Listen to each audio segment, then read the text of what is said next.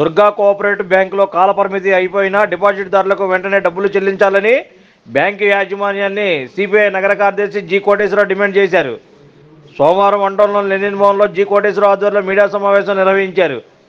ఈ సమావేశంలో ఆయన మాట్లాడుతూ కాలపరిమితి అయిపోయిన డిపాజిట్దారులకు డబ్బులు చెల్లించడంలో దుర్గా కోఆపరేటివ్ బ్యాంకు ఎందుకు జాప్యం జరుగుతుందని ఆయన ప్రశ్నించారు. సుమారు 10,000 మందికి 40 కోట్ల రూపాయల చెల్లించాల్సిన పరిస్థితి ఏర్పడిందని, డిపాజిట్దారుల ఇబ్బందులను గమనించి యాజమాన్యం తక్షణ చర్యలు తీసుకోవాలని, డబ్బులు చెల్లించాలని డిమాండ్ చేశారు. 2022 జూలై నుండి కాలపరిమితి అయిపోయినా డిపాజిట్దారులకు డబ్బులు చెల్లించడం లేదని, నగరంలో ఎంతో చరిత్ర కలిగిన దుర్గా కోఆపరేటివ్ బ్యాంకులో ఇలా జరగడం దుర్మార్గం అన్నారు.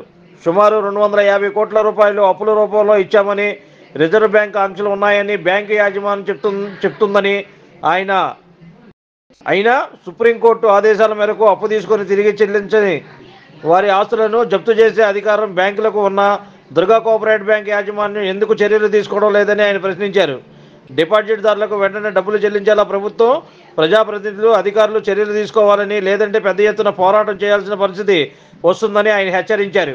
విజయవాడ నగరంలో దుర్గా కోఆపరేటివ్ బ్యాంక్ ఎంతో మందికి ఆర్థికంగా చేయూతనందించినటువంటి బ్యాంకు ఈ రోజున బ్యాంకులో డిపాజిట్ చేసుకున్నటువంటి సుమారు 10,000 మంది దాదాపు 40 కోట్ల రూపాయలు ఆ బ్యాంకులో డిపాజిట్ చేసుకున్నటువంటి వారి డిపాజిట్స్ కాల పరిమితి ముగిసినప్పటికీ ఇప్పటికీ కూడా వారి డిపాజిట్స్ అయిపోయినటువంటి వారికి కూడా తిరిగి డబ్బు చెల్లించకపోవటం వలన చాలామంది డిపాజిట్దారులు తీవ్రమైనటువంటి ఇబ్బందులు పడుతూ ఉన్నారు. వారి కుటుంబాల్లో పిల్లలకి వివాహాలు చేసుకోవాలనేటటువంటి పద్ధతిలో కానీ, లేకపోతే ఇతర చదువులకు కానివ్వండి, జాగ్రత్తగా ఉండేటటువంటి దానికోసం బ్యాంకులో డిపాజిట్స్ చేసుకోవటం అనేటటువంటిది పరిపాటు. కానీ 2022 జూలై 29 నుంచి ఈ రోజు వరకు కూడా మరి అందరికీ కాలపరిమితి అయిపోయినటువంటి డిపాజిట్స్ దారులకి చెల్లించకపోవడంతో తీవ్రమైనటువంటి ఇబ్బందులు ఎదుర్కొంటా ఉన్నారు.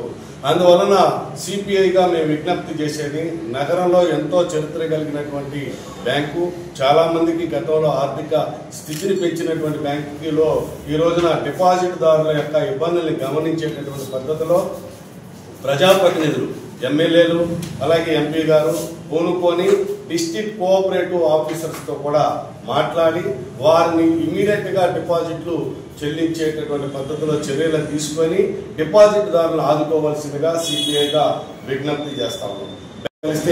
దాదాపు సుమారు 1,500 మంది దగ్గర నుంచి మేము లోన్స్ ఇచ్చాము.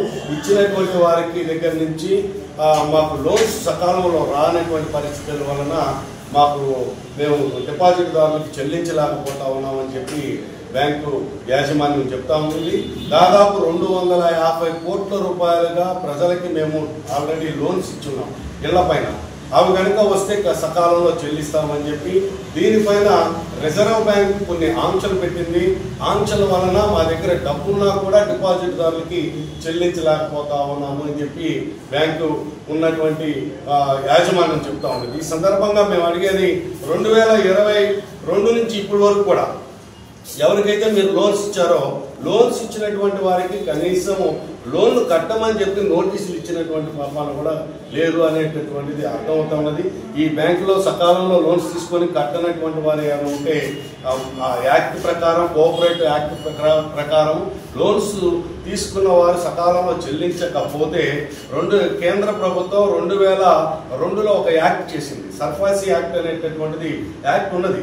ఆ యాక్ట్ ప్రకారం లోన్ తీసుకున్నటువంటి వారు సకాలంలో చెల్లించకపోతే వారి యొక్క ఆస్తుల పైన, వారి ఆస్తుల్ని తనఖా ఇచ్చేసేటటువంటి, ఆక్షన్ చేసేటటువంటి అవకాశం ఉన్నా కూడా బ్యాంకు కానీ, లేకపోతే కోఆపరేటివ్ ఆఫీసర్స్ కానీ, కోఆపరేటివ్ డిపార్ట్మెంట్ కానీ ఎందుకని తాత్సారం చేస్తా ఉన్నారో మరి దీన్ని ఆలోచించాల్సినటువంటి అవసరం ఉంది. ఆ వైపుగా ప్రజాప్రతినిధులు కూడా దీని మీద పూనుకొని ఖచ్చితంగా ఎవరైతే డిపాజిట్దారులు ఉన్నారో వాళ్ళందరికీ కూడా చాలామంది పెళ్లిళ్ళు అయిపోయి, పెళ్లి చేసుకోవాలంటే డిపాజిట్స్ 10 లక్షల రూపాయలు డిపాజిట్ కాలపరిమితి ముగిసినా కూడా ఇవ్వకపోవటం వల్ల పెళ్లిళ్ళు చేసుకోవాల్సినటువంటి వారి పెళ్లిళ్ళు కూడా చేసుకోలేనటువంటి పరిస్థితి వస్తూ ఉన్నది.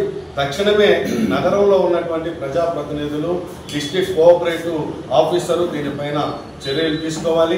ఇప్పటికీ అక్కడ యాజమాన్య బోర్డు అనేటటువంటిది ఇంతకుముందు డైరెక్టర్స్ తోటి బోర్డు ఉండేది, డైరెక్టర్స్తో బోర్డు లేదు. వాళ్ళ డిస్ట్రిక్ట్ కోఆపరేటివ్ నుంచే దానికి చైర్మన్ ఉన్నారు.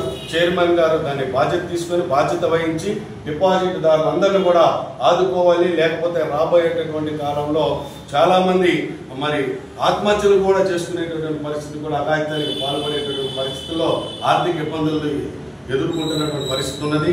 దీన్ని దృష్టిలో పెట్టుకొని ఇమీడియట్గా డిపాజిట్దారులందరికీ కూడా ఏదైతే 40 కోట్ల రూపాయలు ఉన్నాయో వాటిని చెల్లించేటటువంటి దానికోసం అధికారులు, కోఆపరేటివ్ అధికారులు, ప్రజాప్రతినిధులు, ఎమ్మెల్యే గారు అలాగే ఎంపీ గారు దీంట్లో పూనుకోవాలా. ముఖ్యంగా పాత బస్తీలో ఉన్నటువంటి పశ్చిమ నియోజకవర్గం ఎమ్మెల్యే గారు, అలాగే సెంట్రల్ నియోజకవర్గం సింగనగర్లో ఒక బ్రాంచ్ ఉంది కాబట్టి సింగనగర్లో సెంట్రల్ నియోజకవర్గం ఎమ్మెల్యే గారు, పార్లమెంట్ సభ్యులు దీని మీద తక్షణ చర్యలు చేపట్టి ప్రజలను ఆదుకోవాల్సిందిగా సిపిఐగా విజ్ఞప్తి చేస్తారు.